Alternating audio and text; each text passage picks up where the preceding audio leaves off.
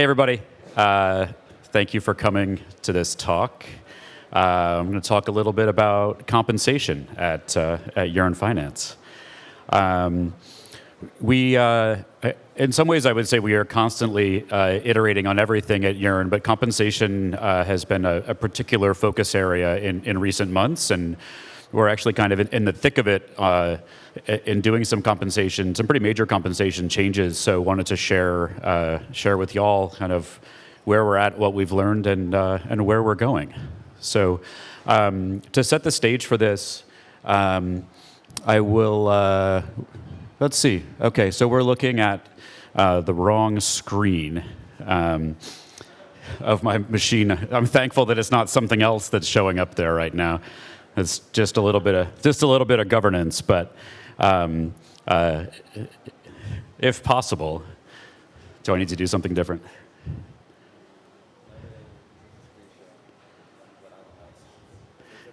Yeah, let's do it. We're doing it live, guys. We're doing it.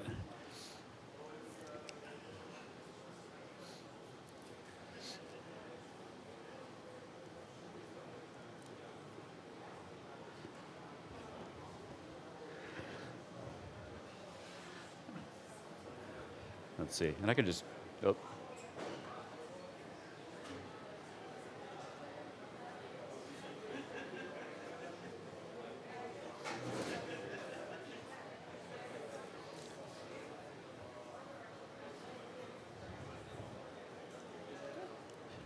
Okay, and we're back. Just gave a couple of moments for more folks to come in the room. All right. So to set the stage for this rousing discussion of compensation, I thought I'd give just a little bit of context about the different categories of contributing at Yearn. And I should note for the record that I'm now doing this without my speaker notes, so please lower expectations a couple of clicks. So we tend to think of contributing at Yearn in these four sort of tiers. For starters, anybody can come contribute to Yearn, right? Go into the GitHub, get after that pull request, write an article, whatever it is, however you want to jump in anywhere you care to. Anybody can come contribute at Yearn, and many do. Oftentimes those things are not compensated. Other times there's a one-off bounty or a grant, and there's all kinds of ways to contribute. And then the more you contribute, the more impact you have, the more trust you build, the more you move through these levels. So above that sort of entry point is the point that's actually got the most active people in it today, about 100 people or so that are contributors or quote unquote casual contributors to Yearn. And these could be folks that spend a couple of hours a month on Yearn, or a little bit of time every single day. They might come in and come out in a schedule or a cadence that works for them, and we're stoked and really lucky to have them contributing. The next tier, there's probably a better name than trusted contributor. Maybe it's like even more trusted contributor.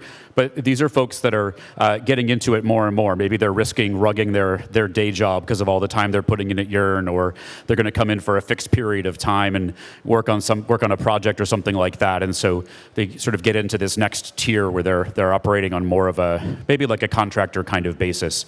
And then ultimately the sort of pinnacle of trust and responsibility is doers, which is essentially our name for core team.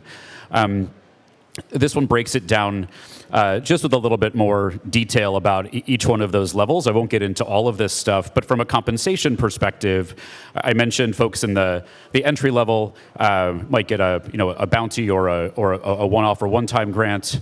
When you're in that contributor level, which again is sort of the biggest group today, it's anywhere from say 70 to 100 people depending on the month. They're paid via a coordinate circle.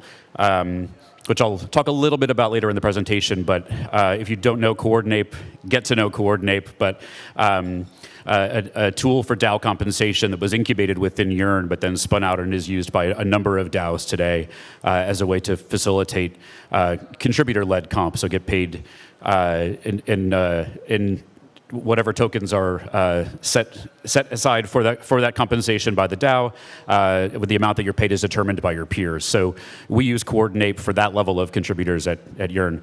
And for trusted contributors, we typically move. There's no standard for this at this point, but people could move into grants of some kind, maybe each month to supplement what they're getting in Coordinate, or you might move to something like for X number of months you'll get Y amount of dollars, so you have some stability in compensation to contribute on a project.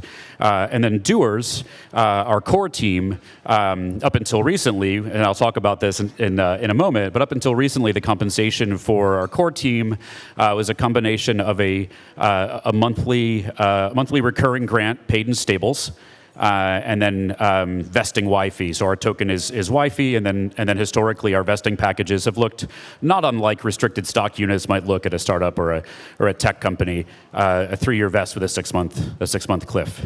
Yay. Okay. So digging in on core team comp, which is something we've been putting a lot of time in on recent months, and what I'm here to talk about, it's important to set the stage for this to go back actually to January of 2021, which feels like eons ago. This is a point in time known as the Mint. If you're familiar with Yearn lore, this was the Mint. It was controversial, to say the least. The proposal, in essence, said, hey, there are 30,000 Y fee today. We should just go ahead and mint 6,666 more of them, primarily to cover compensation for the team. One, to make some folks whole that have been grinding on the project for some time with little to no compensation, but then the biggest chunk to go towards being able to fund the team on an ongoing basis. Obviously, all kinds of fun dynamics to that, and it had rousing rounds of conversation. And I don't remember if this was in my speaker notes or in the next slide, but no. So that one, but it passed by an overwhelming majority. So I think it was like 83% or something like that. I'll go back for one sec. So this proposal to essentially dilute token holders in a pretty significant way to fund the team passed by 83% of folks voting yes. Kind of amazing, and I think given the fair launch origin of Yearn, it's an interesting case study in what can happen when a team grinds on something for a long period of time, establishes trust from the community, and then asks for, hey, this is an ongoing concern. Let's fund it as such. And so that happened, and that's cool. And that brought us to the compensation that we had, let's say, circa 2021, or up until pretty recently, it looked like this. We had a variety of Y fee grant types. So some of the folks, the folks that had been around, the OG folks had grants that looked more like what might look like a founder grant for a startup, right? And you had folks that came in, more recently that had grants of varying sizes. The same kind of dynamics you see in all kinds of organizations, right? People that have been around might be paid different than other people. They might have lower salaries and more stock and all these kinds of things, right? But we also had some sort of one-off things. People that had like one-time grants of a large amount meant to cover past and future work. It was just kind of inconsistent, as many of you may see in your organizations. And we only had our strategists on variable compensation, meaning everybody on the team except for strategists. And strategists are the big brain, like developers / economists who are on call 24/7, ensuring that the yield is maximized and funds are safe across all of our vaults. So arguably the most crucial role at Yearn, and also justifiably by far the highest paid roles at Yearn. But the only ones historically that had any kind of variability to them, meaning those guys were making their income goes up and down uncapped based on the amount of fees that their vaults are generating. But nobody else at Yearn historically has been compensated in a variable way, meaning they just had a fixed salary and their Y fee. And there's no real process for changing compensation once it was set. So you have these sort of legacy issues, and it's kind of a one-off kind of tactical thing if you needed to go in and change somebody's comp. And because of that, every time we were onboarding somebody new to talk about their salary, or anytime a change was proposed, in Y People, which is the team that works on curating the team, we had a lot of philosophical discussions, right? Every single time somebody new is coming in, you start talking about, oh, how do we compensate tech versus non-tech talent? Well, this person lives in this market, which is expensive as fuck. Like, maybe we should adjust for that. Every single time somebody came in, right? And it's important and thoughtful and took up a hell of a lot of time. Also, with wifey grants came the understanding that, hey, we generally don't sell these things. And I would imagine many of you can relate. There's, when you're compensated in your protocol's token, it's generally the idea that you don't sell it if you don't have to, right? And you kind of hang on to it, which is cool and great from a sort of team cohesion perspective. Kind of unfair to folks that actually need access to funds to fund their day-to-day life and maybe haven't gotten to the level of self-tenure that others may have gotten to. So all of that, and we recently passed a governance proposal to really build in significant changes to tokenomics and Wi-Fi. So the legacy comp didn't take advantage of that. So we started in Q4 saying, hey, we want to take a look at compensation. And the best way to do this is to be transparent AF. And so what we did was we asked all doers, so all of our core team who wanted to opt in to working on compensation, we asked anybody who wanted to opt in to work on this to dox their comp. So in a Telegram group just for doers, and the vast majority of folks opted in. Everybody shared their comp.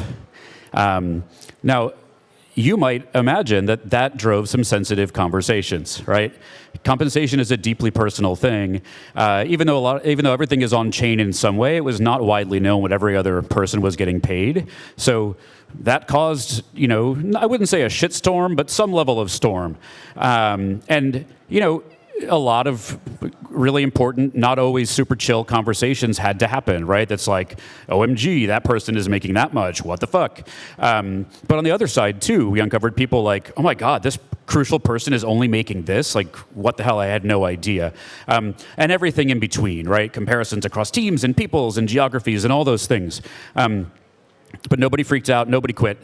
The only thing that changed out of that was actually two people whose comp was just way below where it should have been. We collectively worked to adjust their comp while we worked on everything else sort of over the longer term. So a good start. Okay, so enter poor comp. So if you know or know of Tracheopteryx, sort of a long-time Yearn contributor and founder of Coordinape, he's written a document called Compensation 2.0, which is that's like the comp of the future. That's it's something that I think organizations can learn from and should aspire to. This is like poor man's compensation 2.0, which is kind of what we called it internally. But we think it's a good step along the way to a better way of doing compensation. So we, a bunch of us, authored a Yearn Improvement proposal, a YIP, about it in January, proposing an overhaul to the system. And it also passed by a wide majority. And here's kind of what we had in mind when we designed this system. One, it's transparent AF. As mentioned, I think even though it can be super uncomfortable, once you rip off that Band-Aid for your organization, I think it only improves. It only improves from there, and you get more and more comfortable with the uncomfortable. Two, we wanted to have a clean start, find a way to not have to keep on talking about, well, this person has sort of a founder's grant, or this person's on this weird package for this reason. Let's have something that's uniform and scalable. Three, let's find a way to be all in this together. Let's find a way to introduce variable compensation to everybody. Four, let's build something that can leverage new tokenomics, both the ones we know are coming, and ones that hopefully will come and be even more awesome in the future. And five, with flexibility built in, because not everybody's in the same economic position today as they may be a month from now, and people's ability to contribute might shift from quarter to quarter, and that's okay. So here is what we did.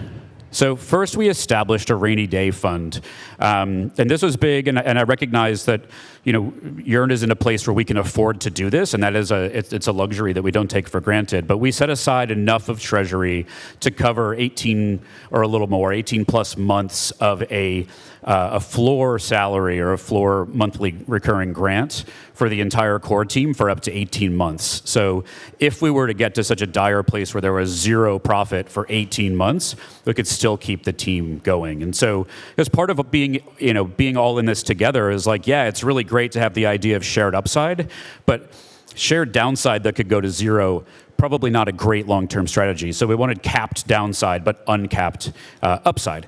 So capped downside with a rainy day fund, which we don't expect to need to tap, but that's exactly why it's there, right?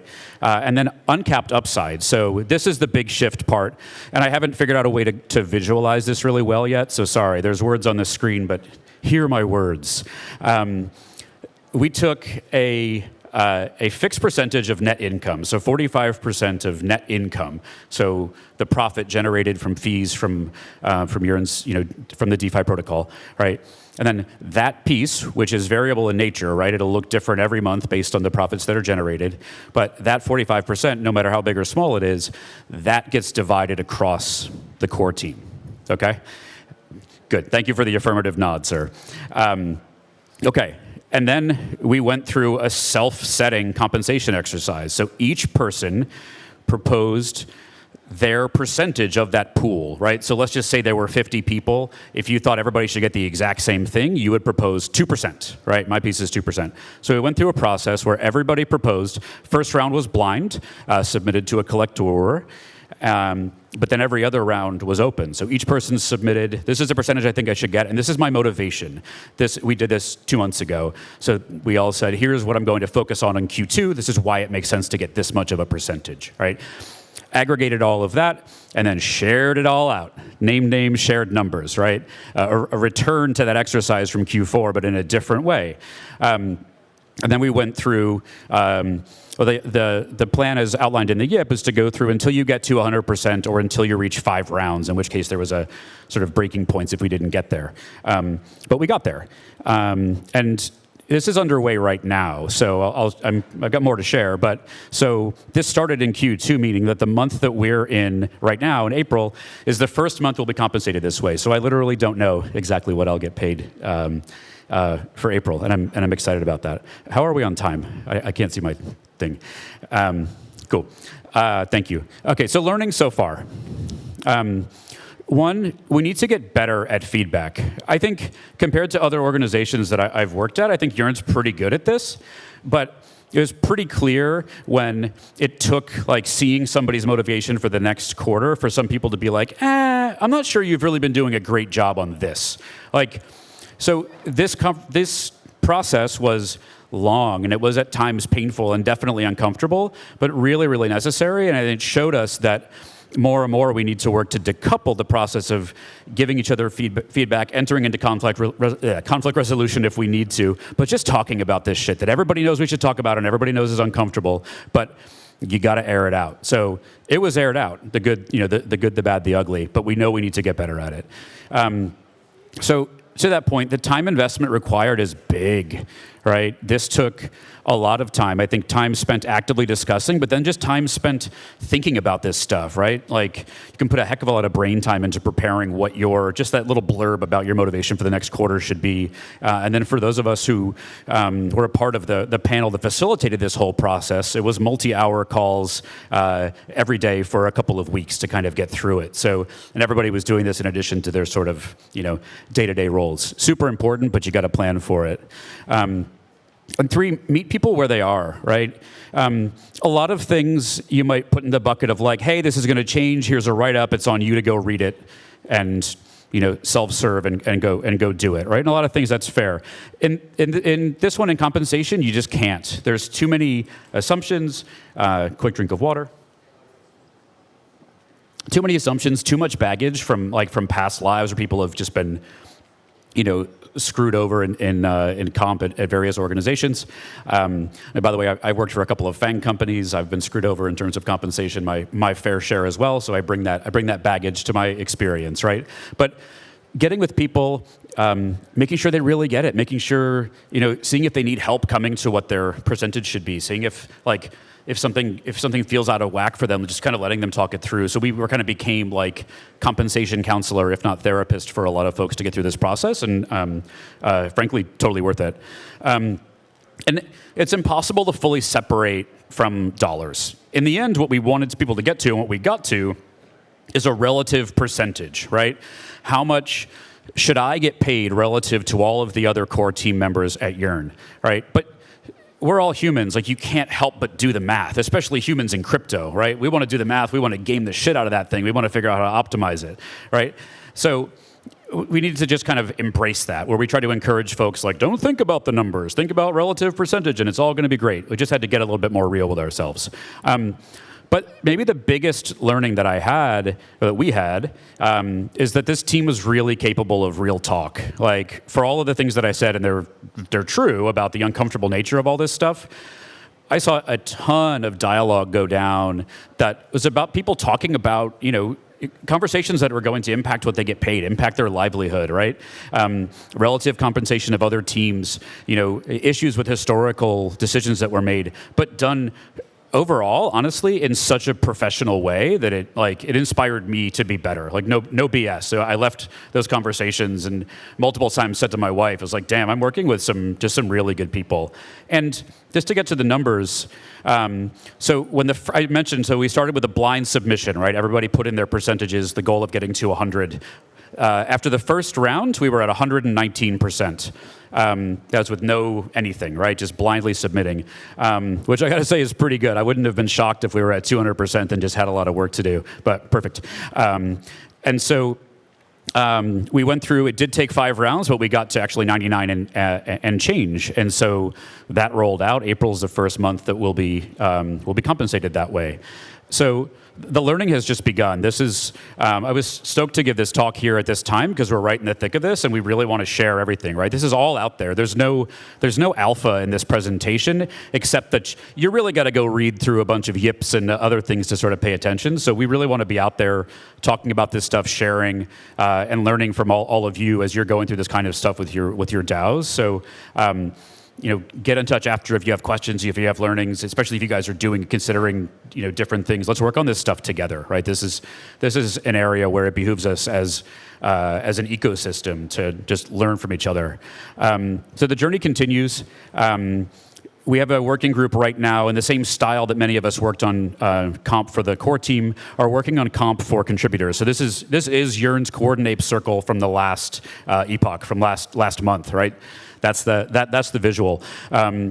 One benefit of Coordinate having been incubated within Yearn is that we get to work directly with the team on proposing and piloting new features. So, there's a social element to compensation, especially contributor or peer-determined compensation, right? You could tend to overcompensate the folks that are the most visible. The most humble folks might get shortchanged if you're not doing it right. So, working on some features to try to combat some of these dynamics. So, more to come on that. That's the end of this. I'm DeFi Ginger on Twitter. Hit me up there if you have any questions. Thank you so much. Cheers.